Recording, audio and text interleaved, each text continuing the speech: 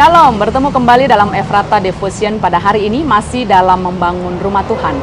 Roma pasal 12 ayat 4 dan 5 berkata, sebab sama seperti pada satu tubuh kita mempunyai banyak anggota, tetapi tidak semua anggota itu mempunyai tugas yang sama.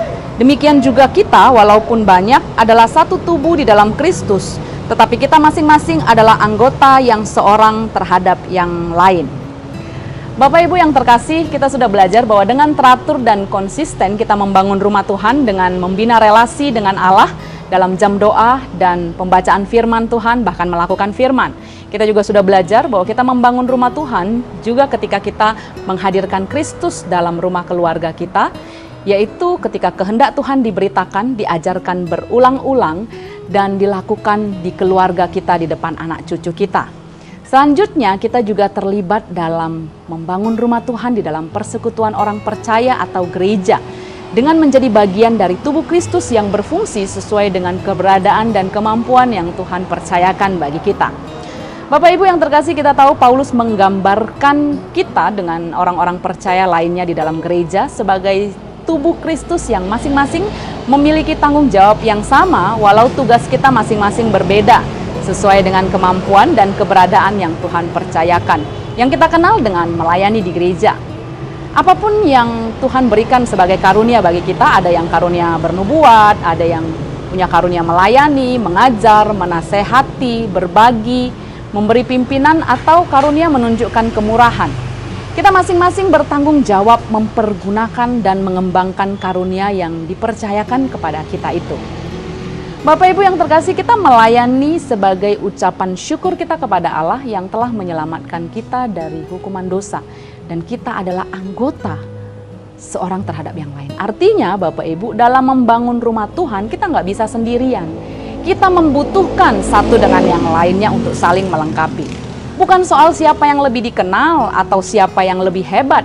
Tapi dalam hal ini, semua soal bagaimana kita bertanggung jawab untuk melakukan bagian kita masing-masing dengan sungguh-sungguh. Kita menyadari Bapak Ibu bahwa tugas kita yang berbeda-beda itu terkadang membuat kita sulit untuk fokus membangun rumah Tuhan. Karena apa? Karena kita suka fokus kepada jadi membanding-bandingkan. Yang satu merasa diri benar, yang lain merasa dirasanya kurang benar. Kemudian kita juga merasa bahwa tugas kita ini kok berat, yang lain kok lebih ringan ya. Atau ada juga yang meninggalkan tugas atau meninggalkan komunitas karena merasa bahwa prinsip atau nilai-nilai tidak sesuai dengan kemauan dan keinginan saya.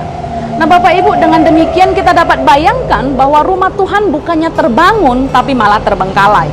Ini artinya kita lebih mengutamakan urusan kita sendiri dan mengabaikan pembangunan rumah Tuhan.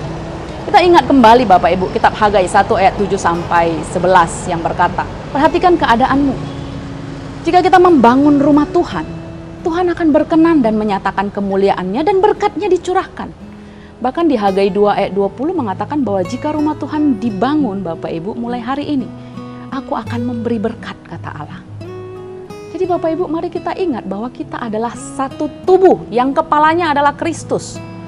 Dengan melayani bersama-sama, kita saling membangun. Dan dengan demikian, kita sedang membangun rumah Tuhan.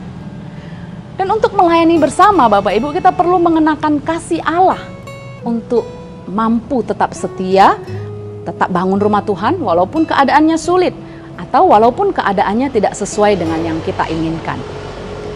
Biarlah Tuhan menolong kita Bapak Ibu, supaya kita tetap semangat dan tetap setia membangun rumah Tuhan dengan terlibat membangun tubuh Kristus di dalam persekutuan orang percaya. Mari berdoa. Bapa di surga, kami bersyukur Tuhan percayakan kami untuk menjadi bagian dari tubuh Kristus, di mana kami mempunyai tugas dan tanggung jawab untuk membangun satu dengan yang lainnya dan bersama-sama dengan orang-orang percaya membangun rumah Tuhan dalam persekutuan orang percaya di dalam gereja.